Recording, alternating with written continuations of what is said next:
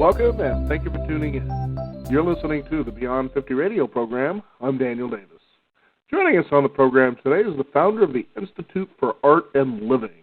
He's going to be joining us to talk about the painting process. This particular work has carried our guests throughout the world to work with groups in a process of inner exploration using the tool of expressive painting to access the potential within the human heart and imagination. And for more than 30 years, he has taught his unique approach to literally thousands of people at growth centers such as Esalen and Omega Institutes, multinational corporations, programs in prisons, and countless other public forums. He's joining us here on the program today to talk about this painting process and how it can help build our intuition and actually explore our inner selves. I'd like to welcome the Beyond 50 radio program today, our guest, Stuart Cubley. Stuart, thank you for joining us here on the program. Yes, good morning, Daniel. Now, this is really a nice thing to see, people trying to learn to discover themselves through the process of painting. How did you come across this particular way to explore that? Well, actually, Daniel, my background was in math and physics, so it was quite an about-face at a certain point in my life. I was about a year away from my PhD in geophysics, actually, and realized that I didn't want to do that anymore. I wasn't interested, and I came to a rather dead end. I couldn't really get the energy to continue, and I was living in Alaska at the time. I'd been attracted to the wildness of Alaska as a young man, and I had built a cabin for myself outside the university. I was at Fairbanks, actually, University of Alaska. And I went through a pretty big change where I stopped my studies. I stopped working for my PhD. I removed myself from that career path, and I went and lived in my cabin and sort of hibernated for 4 years. And this was, of course, the early 70s, so there was a little bit of a precedent going on at that time, people dropping out and dropping in, and I did it. And so I lived by myself for about 3.5, 4 years in this cabin, and that was the turning point. There was a kind of movement from the outer to the inner during that period where I became more interested in meditation and yoga, and realized that the career that I had been following in science was more outer directed and wasn't really going to satisfy me. But I didn't really know what I was going to do. All I knew was that I needed to go through this period of kind of re-engaging and becoming familiar with my internal life. And it was only a few years later, after leaving Alaska, that I was traveling in Europe and with my backpack and hitchhiking around, that I met my partner-to-be, who became my wife a few years after that, and she was an artist, and I recognized something in the approach that she had to painting that was very interesting to me, and I recognized it in some fashion. Even though I didn't have any experience with painting myself at that time, I recognized something about the internal process that painting could represent, and that I saw in her approach. And so we ended up settling in San Francisco, and very kind of grassroots, very slowly introduced classes and started working with people. And this was the very beginning of or at least in the early stages of the human potential movement in California, and very early made a connection with Esalen and some other retreat centers, and had people come to our tiny little apartment off of Haight Street for painting classes in those days. And it gradually grew over the years. A network got established. People found the work helpful and interesting, and I might say quite different, because it was not a art class, so to speak. It was not an environment in which you would learn a technique or become better at painting, so to speak, or be painting for product and working for galleries. But it was a very internal process in which the painting became a way to explore the creative process itself, and in doing so, learning a tremendous amount about your own responses inwardly and your own potential, your own creative potential, and of course many of the things that would get in the way of that. And so we work a lot with how to deal with creative blocks and many of the issues that come up. But anyway, it took me by surprise. This was not something I ever expected to do. It was not on my agenda. It did not fit my self-image. I didn't really consider myself to be an artist. And so I kind of backed into it over the years and found that indeed it was my true calling. I very much love working with people in this milieu. It continues to challenge me. I continue to grow with it. And so here I am today. It's been almost 40 years doing this now. Now, I think what's interesting about this is, first of all, what the intention behind what you do or help people to achieve is for. When you think about painting, at least for most of us anyway, we think about becoming an artist, painting, perhaps a subject, whatever the case is. And so you can see how, in the beginning of something like this, that inner critic that's within us says, I wonder if I'm doing this right. And so you can see how the process becomes quite different than trying to learn to paint for the fact that you want to create art, for instance. And this is something that's much different. Well, it is very different. And, in this culture, and in many cultures, actually, art has become a commodity. It's another, it's just another thing that you then barter and sell and trade, and you can take classes to learn how to get good at it, and it becomes all about the product. And so, in my mind, this is it's unfortunate because it really removes that from most people's sphere of activity. And as you say, people think, oh, I don't have skill, I don't have training, I'm not a real creative person artistically. A lot of people have gotten messages in childhood and in grade school that they weren't really good at this, and so it's been taken away from most people. And I think a large part of the work that I do is reclaiming art and redefining art more as the process of creating art rather than the outcome, rather than the product of art. And so this is really the emphasis in the workshops and classes that I teach, is really saying to people, no, it's not how it turns out. It's the actual experience of painting. It's the experience itself that's important rather than what comes out of it. That's secondary. And this is a fairly radical notion in this culture, to make somehow the doing more important than the outcome. And so there is a transition in the beginning where you kind of have to let go of our attachment and our self-judgment, which comes up very strongly, and thinking that there's a right way to do it, because there's not. Each person has a very unique way of painting, and to discover that is quite exciting, but it does mean that you have to stop comparing yourself with some sort of standard and recognize that your unique way really has value and is valid and deserves to have an expression in the world. Mm-hmm. That's so critical that people understand it's about the direct experience of painting and not the end result. And I think too often we certainly live in a day and an age, especially in the American society, it's all about getting to the goal, no matter how you get there. And we forget about the process of being on our way to the goal. And really, I would say that although many of us are happy once we achieve the goal that we set out to achieve, that really we sort of feel a tad bit of depression once we've achieved it, because now the journey's over with. Well, yeah, absolutely. And, the fact is that happiness is rather fleeting, unfortunately, because once you've achieved the goal, then it's like what about next time? Are you going to be able are you going to be able to do as well the next goal? And what do people think about your goal anyway? And does it really sell? Is it selling your goal?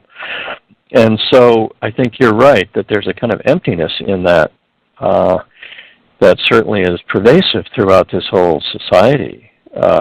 And that when you do take the turn to make the experience itself, you see, there's an interesting definition of art that I heard recently, and a man named Paulus Berenson, who's a really wonderful man. He's in his 80s now. He's been a potter for many years as well as a dancer, and he said, whenever you bring radical presence to whatever you do, when you bring radical presence to whatever you do, you're practicing art. And I thought that was very interesting because it's really not about the traditional definition of art. It's about what you bring to it. It's about the activity itself and the quality that you bring to it. And he goes on to say, art is not about making a living. It's about making a life. And that's a very powerful perspective to realize that it's not about paying the bills first. It's about making a life. It's about a way of being in the world. And so I look at the painting classes and workshops as being a way to practice this. It's really about practicing a way of being. And the fact is, when you actually stand in front of a blank canvas or piece of paper and you're about to get started, there's nothing that's quite as challenging and exciting as this because you just don't know what's going to come out of it. We don't give a model. I don't give people a theme. We don't teach technique. We don't give suggestions about what to do. It's really an open field. And there may not be any naked people in the room. That's right. There's nothing to look at. Maybe an apple in a fruit basket, but no naked people. But no apples in fruit baskets. No. So you're there with your imagination, and that's a very exciting and very challenging prospect. Now, here's something I'm kind of curious about, and this is what arises for me because there is art therapy. We've probably heard about this before. Now, I can see, though, how this probably is different from art therapy, but, in your best words, describe what those differences might be. Sure, thank you. Well, first of all, there's no such thing as one definition of art therapy, and I work and have worked for many, many years with many therapists as well as art therapists. So it's my experience that it really depends on the person in terms of what they're doing. Let me say, first of all, I don't couch the painting process in a therapeutic environment. In other words, we're not defining issues to work on. We're not looking at the painting as a way to solve something in particular. People come in with issues. We all have issues, right? We all have things we're working on individually. But I'm very clear that we don't focus on that. We don't create an agenda around that. Because then the natural intelligence of the creative source is limited. It doesn't really have a chance to manifest fully because the fact is when you paint for process and you do it in this way without a goal that you're trying to achieve, whether it's outwardly or inwardly, there's an intelligence, there's an intuitive intelligence that then becomes your guide. And the painting process becomes very therapeutic precisely for this reason. The intuitive intelligence within us knows kind of where we need to go, what we need to experience. And so, for example, when a creative block arises in the process and somebody gets really stuck, which is really, common, we're all going to hit those, I look at those as actually part of the intelligent flow of the intuitive process, that it's brought the block to you for a reason. It's not random. It's not there to bother you. It's not there actually even for you to conquer it or to get over it, but actually to inhabit it more fully. There's something about when you feel blocked, the answer to how to move forward is actually within the experience itself. So, for example, if someone says that they get to a place where they feel like their painting is too chaotic, which is a common one of the common judgments, and it feels like it's kind of a mess. It's just got all these pieces and nothing fits together, and oh my God, it's just like chaos. And I might at that moment suggest to that person, and they would get stopped by that judgment, and I might suggest to them to make it more chaotic. And this can be incredibly liberating. In other words, very often somebody will say, make it more chaotic. Well, that's no problem. I'll just pick up a brush and do more of what I've been doing. And then you find that the block has disappeared, and that there's actually an enjoyment in this so-called chaotic painting, which is very rich and has a lot of colors into it, and is not really is not really in control in some fashion, but yet feels good to do.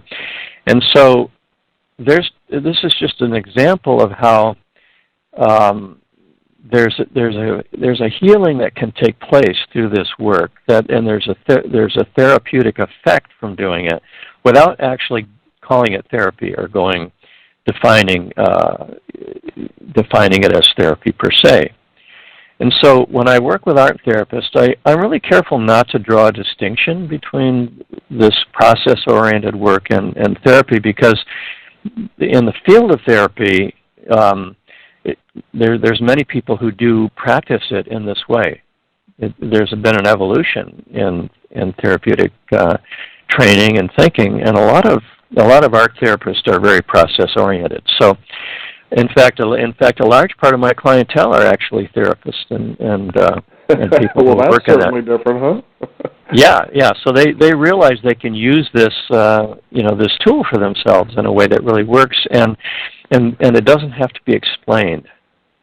We don't go into elaborate interpretations around the painting and what it means about you and therefore what you're going to do in the future. So it stays very, very much on the field of kind of moment-to-moment play. Stuart, you bring something up that I feel is very important to really note here, and that is therapy as you bring this into the conversation. Most people, I would have to think a lot of us would think, well, we slide therapy into the mix here. That makes a suggestion that there is something wrong with us. Exactly. And that's not what you're talking about here. You're talking more from, let's take a look at the word therapy in as much as thinking therapeutic, a way to just feel good, really, is what it comes down to. And you don't have to feel that something's wrong to make you feel motivated to feel good. It just feels good to feel good. For instance, there might be times that I've had a long day. At the end of the day, I usually cook dinner in the house, and some people would say, well, I don't know if I could do that. I feel pretty tired, but I feel it very therapeutic to do so. There's a meditative, creative process. There will be times I'll pick up an item and think I was going to do this, and then I thought, why don't I try this for a change and just see how it comes out, and I'll bring these ingredients together and just see what happens. And generally it comes out pretty good, but cooking is one of those I wish everybody, there are people who say, well, I don't know how to cook, I don't know if I could do it well, and on, but it's like anything else, it's just a learned skill that you should enjoy learning because it's something that's ongoing. And therefore, I find because of the engagement of the process, just perhaps much like this painting process we're talking about, that you really feel and enjoy the journey, that the outcome really doesn't even matter. Yes, exactly. When cooking, it's a little different, but, it does matter a little bit. But, the point is there's the journey itself. And I find when I'm done, I'm like, wow, look at what I've created here. This is really neat, especially when it comes together, but it usually comes together better than I thought it would. And there's the key right there. Mm-hmm. Yeah, absolutely. The create, doing something creative is feels good on many, many different levels to the psyche, and to express that which is within inside of you. In other words, when you're cooking, you're taking, your unique way of feeling about the particular ingredients that you have, and exploring that and experimenting with those. And in doing so, you're expressing something unique about your own way of being. And that has far-reaching implications. And as you say, we sense immediately that it feels good to do that. And I think the more we do it, the more we gain a kind of confidence in ourselves in terms of our own ability to create. And this is one of the, I think, difficulties so much with art education is that, art in schools is looked at as another subject to be learned. And so they treat, they teach children how to do this and how to do that, and then they compare them, and then they choose, then they choose winners and losers, and right. It totally destroys the creative urge in young children. And so I think there's a re-education that has to be done around creativity itself, and the need for self-expression, the power of self-expression to actually help people grow and individuate. And so the painting classes and workshops for me are really a way of kind of furthering this, of really getting people to realize how good it feels to create. And so we create an environment. I might talk a little bit about this. We create an environment in the beginning of safety. And by safety, I mean we're really clear to let people know that they're not going to be compared with each other.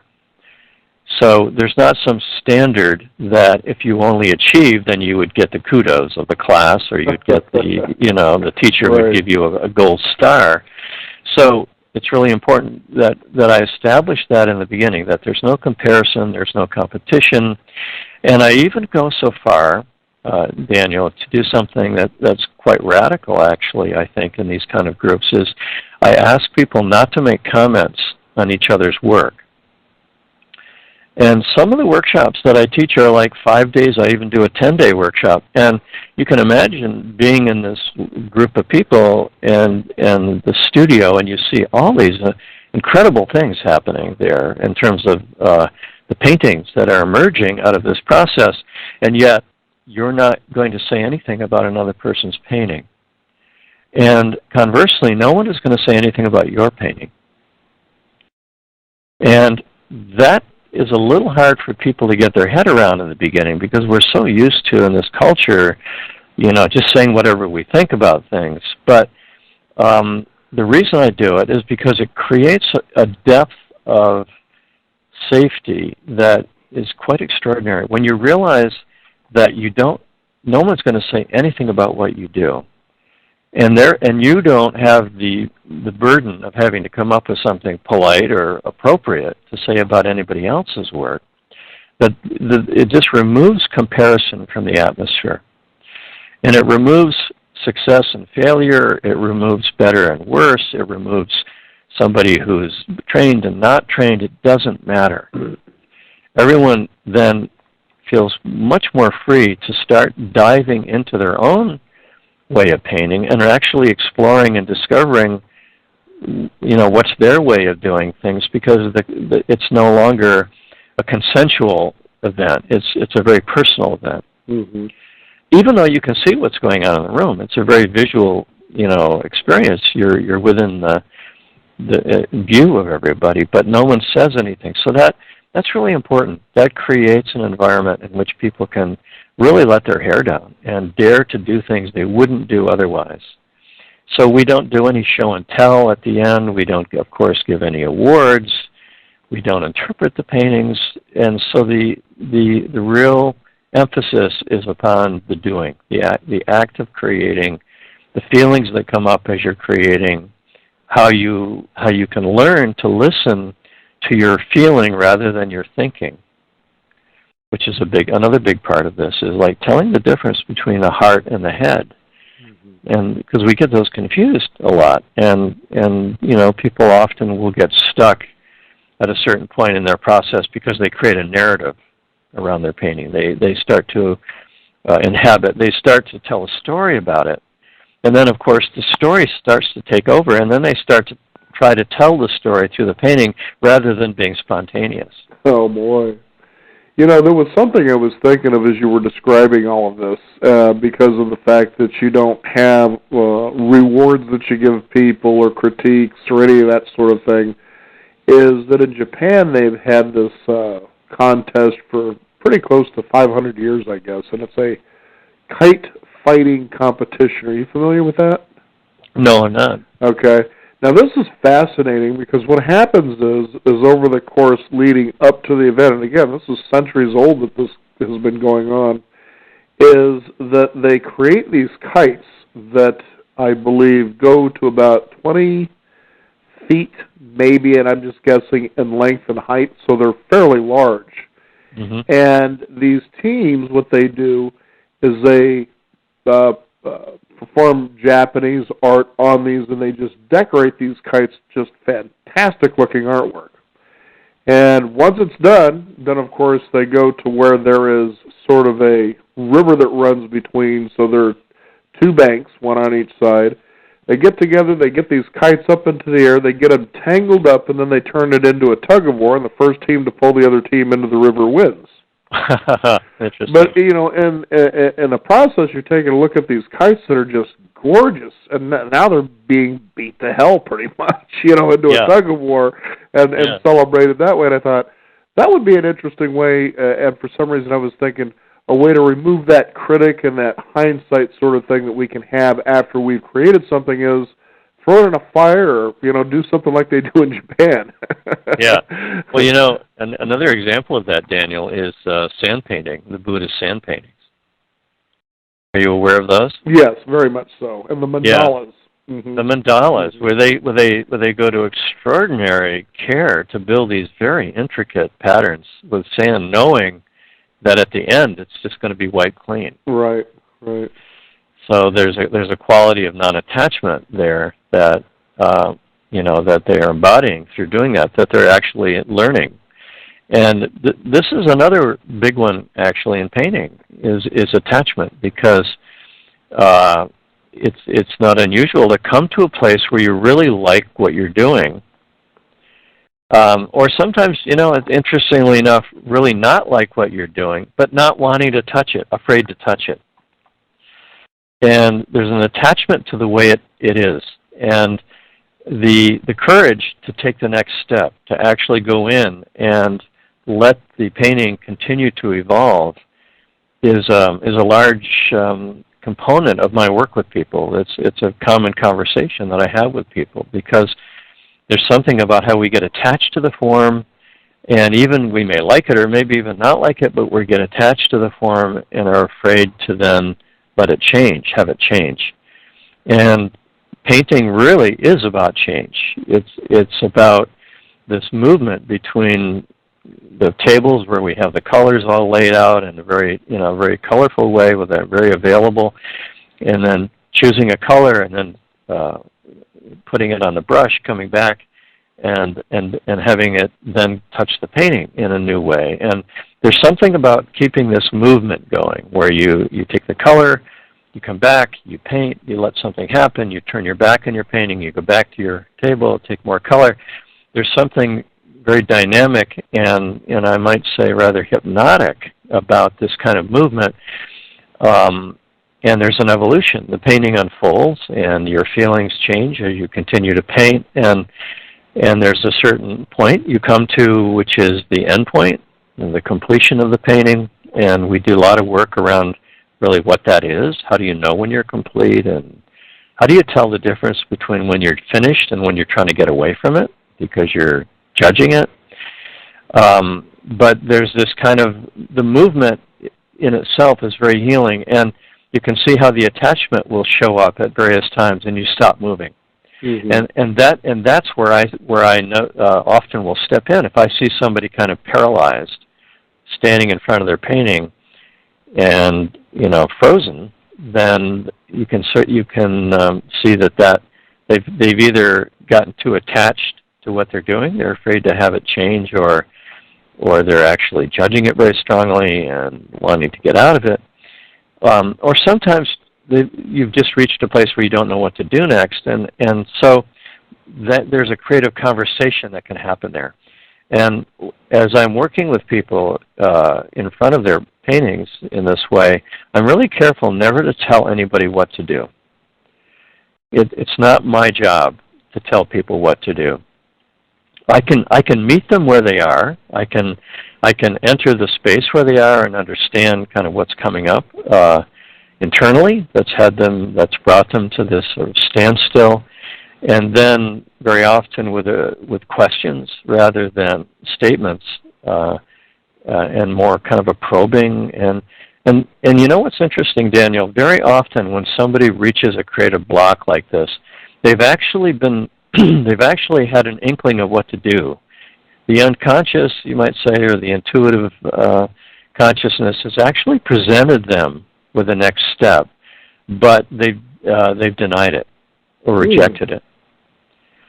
They thought that it wouldn't fit, or it wouldn't look good, or it doesn't make sense, or what other people think. You know, there's all these reasons that come up that say not that. And so one of my questions to people will be at that point, like, what did you think about doing that you didn't do? And they'll say, well, I thought about putting this red up here in the corner, but you know that would not make sense in this painting. This painting has no red in it. And so then I'll get them to reconsider that, and very often when they do it, the path opens again, and they find that the movement is then available to them because they actually tried to reject this sort of creative voice. And I guess, you know, overall you might say this is one of the main reasons and one of the main lessons that comes out of this work is discovering that you have a creative voice in you that you can rely on, that is truly original and spontaneous and creative. It's not constructed. It's not put together by the mind, and that it's sustaining. That it has a direction and an intelligence to it, and can be very satisfying and very fulfilling. And that everyone has that is just when you discover that that's within you. It's really quite amazing discovery, because there's a way in which you can then begin to trust it, and further make the distinctions between when you're actually listening to that voice versus listening to the thinking process and the planner and the person who wants to have an agenda and the person who's made the product more important than the process. So there's a way of coming into relationship with that part of ourselves that I see that that art in general and painting process in particular can further and can develop, and that's in a way for me much more important than using art to create products that you put out into the world. It's just a very, very different approach. Well, it certainly also seems to be a very spiritual approach, and we don't mean that by any specific religion or religious practice, although this could be religious because it is an action, a spiritual action, so to speak.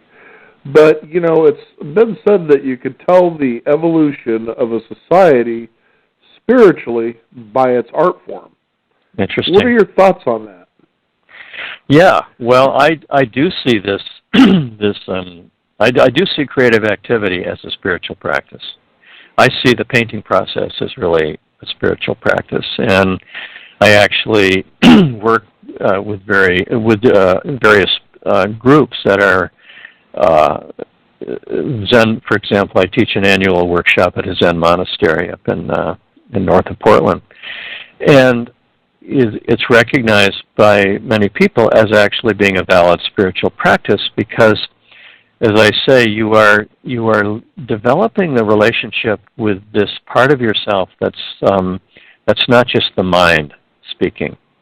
In other words, we paint in silence, very much like you're in meditation, like you're in a meditation group, and we create the studio as rather a sacred space that we don't do other activities in. So we don't have casual conversations going on there. We don't have food, and so it's a place in which you realize you're entering an environment in which you're going to be drawn more internally, and you're going to be meeting that which is beyond the mind, so to speak, because the creative process, when you engage it in this way, doesn't come from the thinking mind. It doesn't come from the planning mind, and so there's a whole sort of learning that takes place where you can become to recognize the painting process as being a valid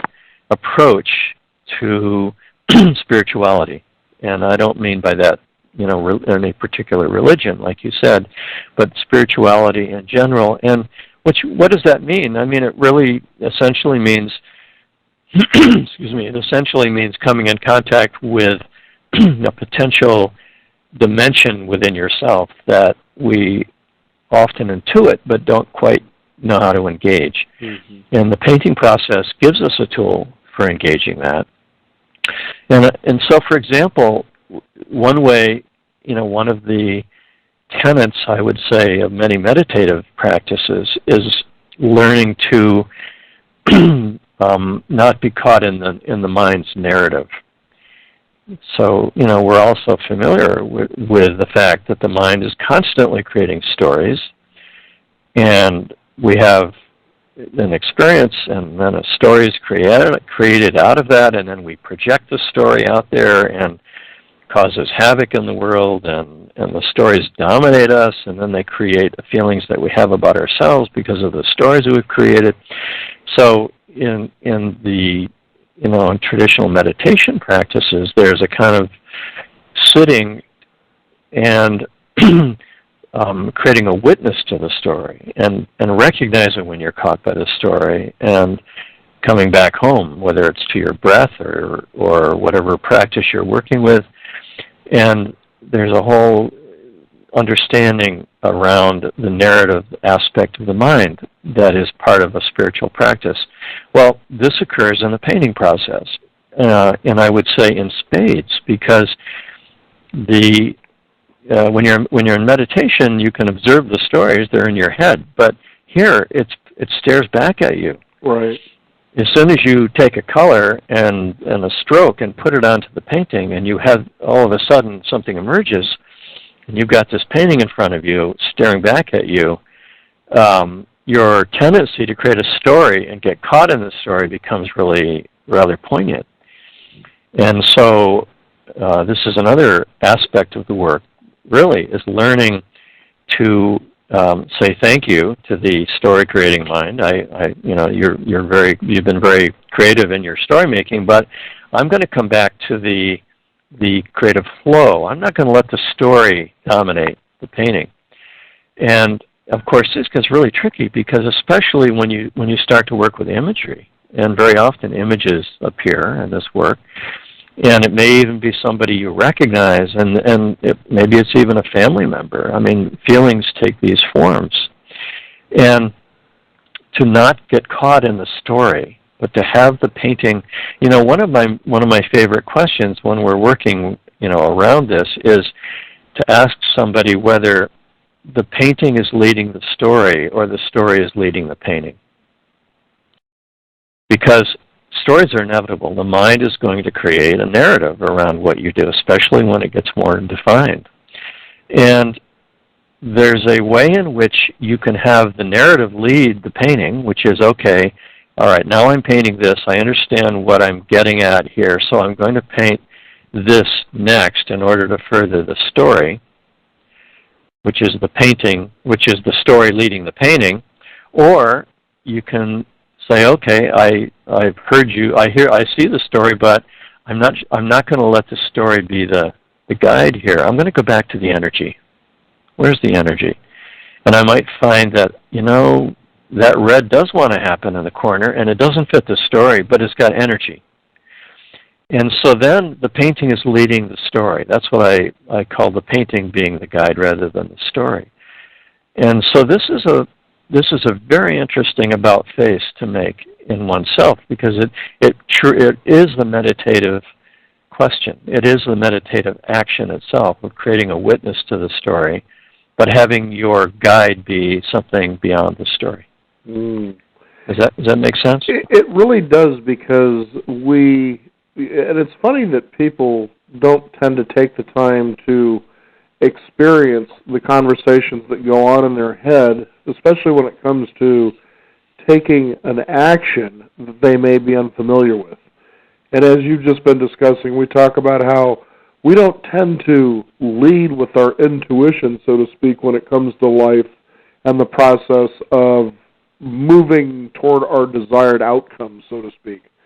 And when we do, then we might come to a place where that next step just doesn't make sense, rationally speaking.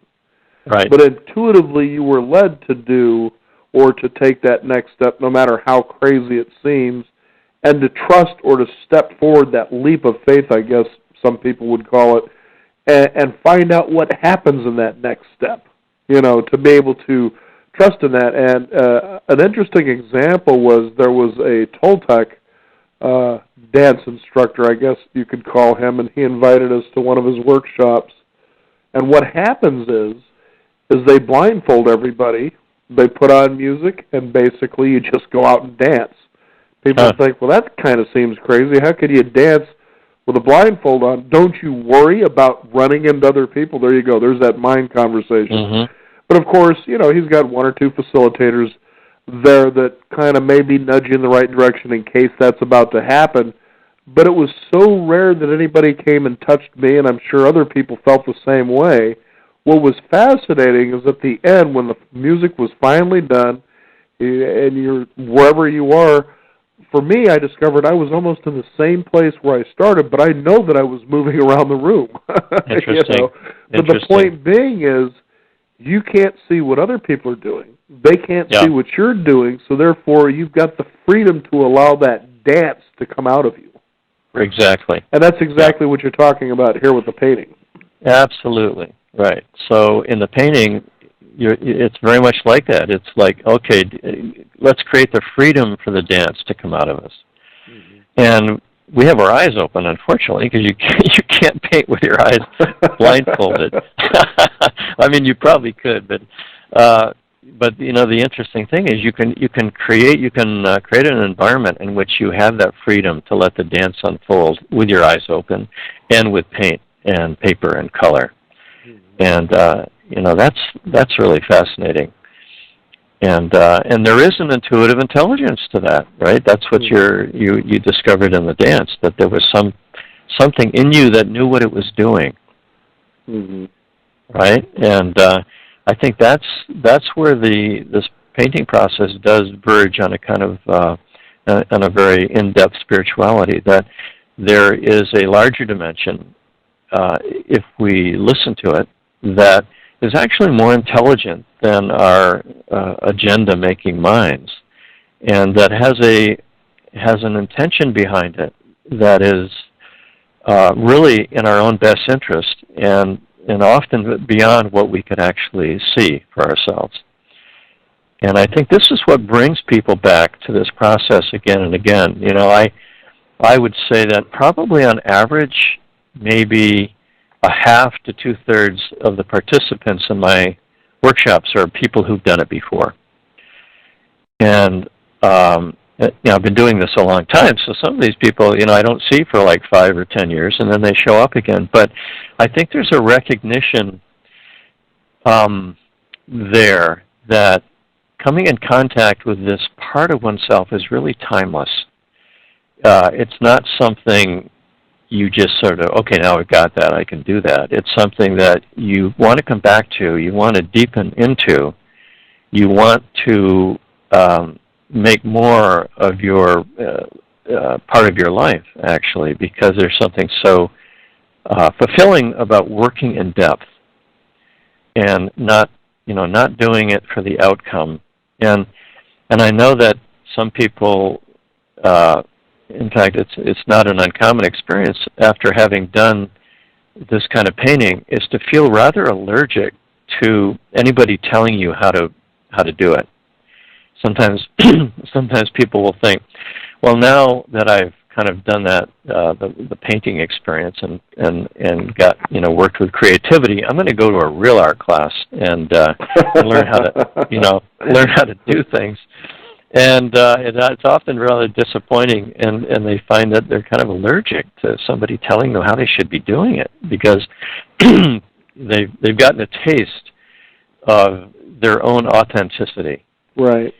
And when you taste your own authenticity, even though it's a struggle, and even though there's part of you that wants to judge it and not believe in it, but when you've gotten a taste of your own authenticity, there's really no going back. You realize that's what has the juice. That's where I feel most interested, is in having more of that. And I think that's what brings people back to this work again and again. Now, on your website, which I believe is processarts.com. That's right. Okay, good. I wanted to be sure that I got that right. There are videos on there that show people in action during your workshops. Some pretty phenomenal work that you see people producing here, and realize these aren't professional artists. These are people coming to basically engage in this process. I mean, there is some really cool stuff that these people are creating here. Well, it's, we have a lot of cool stuff inside of us, and it is absolutely different for each person. There's no way to define cool stuff. You can sort of feel it when you see it, but it's not learned. And I think what you're seeing, Daniel, when you look here on the website, is these paintings they're alive. There's something right. There's something that attracts you to them, and it's not unusual for someone at first blush to think, oh, I could never paint like that.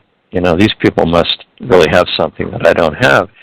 And I really love working with people like that, because I know it's going to change. I know that they're going to find that they have a way of doing this that's really different and unique and personal for them, and very satisfying, and often can kind of blow their mind. They would often say, I can't believe I did this. Where did this come from? Right. And it's quite amazing, too. It reminds me of how, for instance, Zen is approached. The whole idea is about spontaneous experience. Yeah. And when you have experienced this, it really does change you when things, for instance, I know one of the ways they talk in Zen is you sort of release, such as the leaf in the fall just releases itself from the tree. And at first, in the Western mind, we might think of that and think to ourselves, well, that seems rather confusing.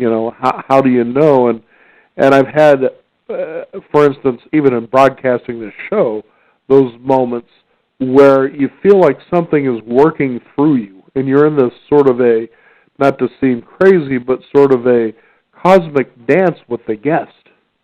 Yes. And the two of you are together, and you're just mixing, and then you sort of become aware. It's sort of like that head rush that kind of comes and goes, and for a moment that head rush has an ecstasy to it, and then you're back into reality again. Okay, now that's gone. That's the same feeling this carries, and I can see that within this art process that you have produced for these workshops with people. Earlier you were saying people will actually take a look at their work and realize, oh man, I didn't realize I was this good. I'm going to go take an art class. And what's interesting, what came to mind about that is I remember I was reading Stephen King on writing. Stephen King actually produced a book on writing. And he says he doesn't think going to writing workshops is a good idea, because it takes a lot away from that idea that we're talking about here of bringing what's inside of you out onto the paper, because in a writing workshop, much as like what you were talking about earlier, you're focused more on the end product, and he says that's where the problem lies. You should be focusing on the process. Yeah. In fact, I've read that book by Stephen King. I like it very much. And if Stephen King is saying something like that, it's probably wise to listen. Well, you know, when you think about Stephen King's work, it doesn't look like he picked it up from some writing class. No, not at all. You know, that's his persona coming through there and big time. So, yeah, I totally agree with that. And you know, again, it comes back to, do we look at art as a commodity and another subject to be learned and something to be sold, or do we look at it as a life practice and a way of being in the world that actually comes off the page? And I think this is, you know, maybe another aspect I'd like to mention is that, of course, this isn't really about painting. We're using the tools of painting to engage our own way of being in the world and our own trust and our intuitive intelligence. And so the lessons that are learned and the experiences that one has in the painting process are reflected in your life in general. They become a perception in which you begin to see your circumstances as being a potential rather than a limitation. And for me, this is really the essence of a creative life, right? It's seeing potential rather than limitation, and finding the key within the experience we're having rather than thinking it lies somewhere else. Mm-hmm. You described, too, limitation there just for a minute, because I was reminded of an artist that I had talked with some years ago, and it was really interesting to listen. We did a 10-minute segment where we created a YouTube video, and she talks about the art process. Mainly she paints and sketches and so forth, and it was funny because she poses, well, some people ask, what do I do once I'm finished with this?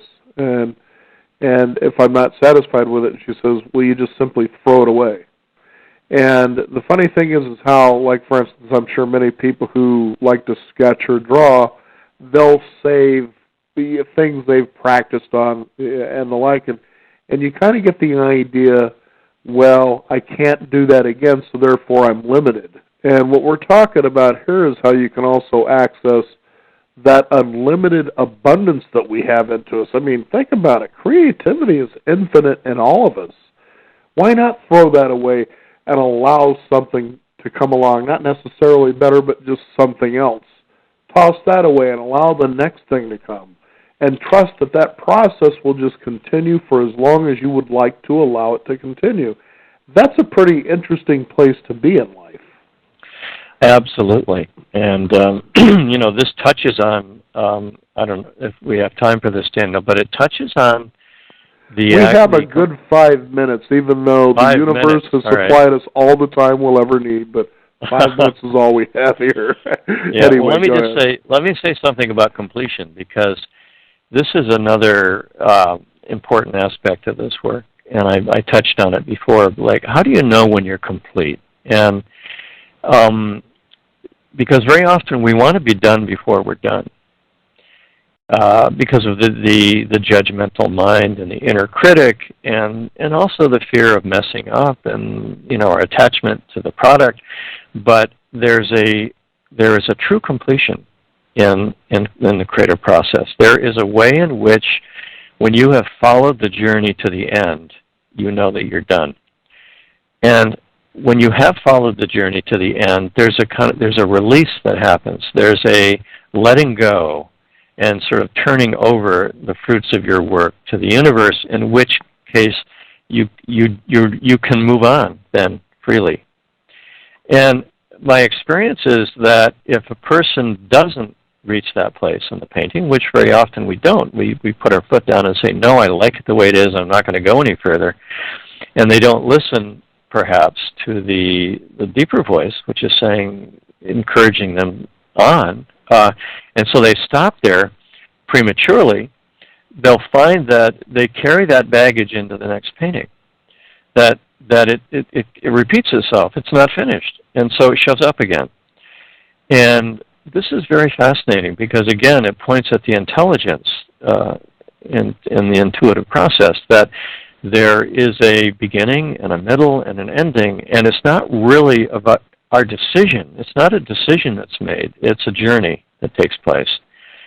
And when you get to the end of the journey, the painting releases, and you really are free then to move on in a very, very open way, in which you're not dragging any of the past with you, and that it truly is a new day. And if you don't do that, then something isn't put in place that the painting actually brought to you to be put in place. And so this is a large part of our conversation, actually, and a large learning that takes place in this process is, what does it mean to be complete? How do you know?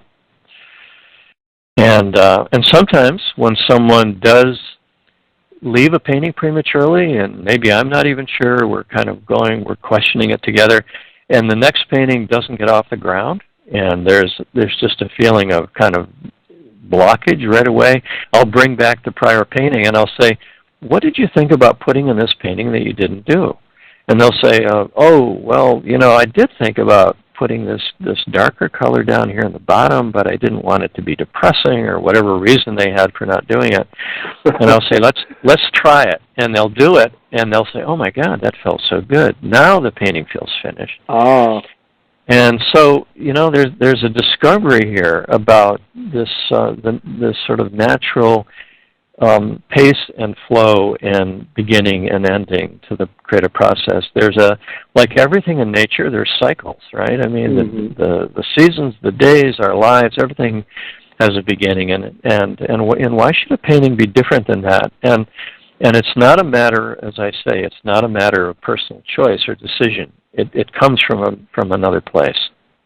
You said something that's really kind of funny right there about how a person might say, well, I thought about putting this dark color down here, but I thought that it would make it depressing. And it's a way, I kind of took that as somebody's projecting how the painting would feel about itself onto it. Does that make sense to you? Absolutely. That's funny. It's like, I'm just a painting, just go ahead and put the dark stripe. I'm not going to be depressed about it. Actually, the painting's saying, I want that dark stripe, Right. It's not depressing. I like it. In fact, that's an interesting thing, Daniel. I know we're about done here, but dark colors don't mean depression. This is one of the biggest fears that people have. If they paint with black or brown or mucky or muddy, that it's going to mean depression, there's something wrong with them, people are going to think of them in a certain way. And so that's a big one to get over, because there's tremendous energy and power in these darker colors when they want to be used. Mm-hmm. Fascinating stuff. It's been a pleasure to have you on the program. And for our listeners, give them an idea how they can reach you, contact you, take workshops. Is it possible to do this online, by Skype, anything like that? Give them the particulars. Well, we have arranged, Daniel, and as I say, I teach workshops around the country, so my website will be listing those, processarts.com. So there's a lot of possibilities and opportunities there for coming and joining a retreat and a workshop, but we also work online, so we're doing more and more classes online, virtually, and we use a video conferencing technology that's very fascinating, because it allows people to paint in their own home with their laptop or desktop pointed towards their painting space, and you actually feel part of a community of people painting. You can hear people cleaning their brushes halfway across the world or the country, and you can hear, you hear my conversations with people as I work with people, which has been, people often say, is helpful. And so we're doing a lot more online these days, given the new technologies. So there's different ways to work together. And processarts.com is where people can discover more to get started on the process of feeling their inner creator coming alive. Yes. Stuart, thank you so much for joining us here on the Beyond 50 radio program. Okay, Daniel, thank you for your questions. I really enjoyed this. You bet. We want to thank you, the listeners out there, for joining us every weekday. You can also discover more by visiting us at beyond50radio.com. That is the number 50. Sign up for our free weekly e-newsletter. You can also visit us on Twitter at Beyond50Radio, as well as Facebook. I'm Daniel Davis. Thank you for tuning in. This is the Beyond 50 radio program. And remember, live your day past halfway.